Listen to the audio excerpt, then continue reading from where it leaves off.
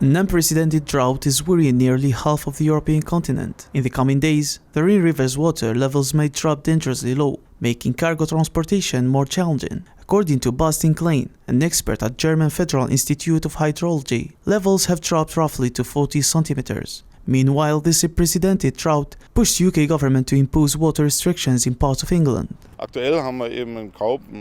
In general, there is no ban on navigation at low water. Every skipper is responsible for the loading of his ship and for the safety of the transport. In this respect, there is no suspension of shipping. But of course, for ships in the area of the Middle Rhine that have to go south, it's too shallow for, let's say, normal ships under 40 centimeters.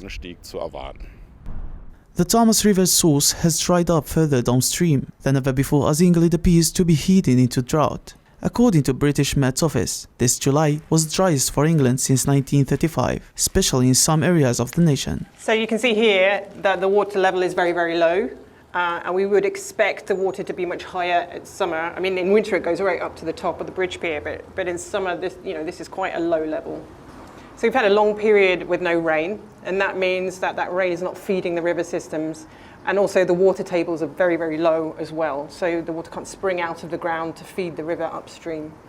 On Friday, smoke rose fire, raging through a protected area in Stadland Heath. There are worries about wildfire caused by the recent warm and dry weather, as well as an effect on transportation and stray water supplies that will leave many villages to struggle with water shortages. Yeah, I mean, essentially the water runs out. You turn a tap on and there is no water.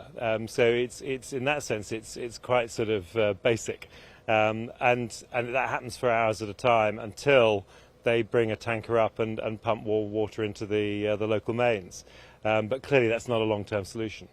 Italy is also witnessing the worst drought in decades, which has caused the water level of the country's largest lake to fall sharply and reduce in the size. Tourists who visit Simeoni often say the landscape has changed dramatically compared to previous year. Lake is usually a meter or more than a meter higher. Usually water is up to here. Where there is a small wall, sometimes even tourists get wet from the waves. As far as our business is concerned, we suffer a bit. Boats struggle a little to get out, and tourists might slip on the rocks. But for us it is more difficult to rent sandbeds because they usually are just next to the water, like in a swimming pool.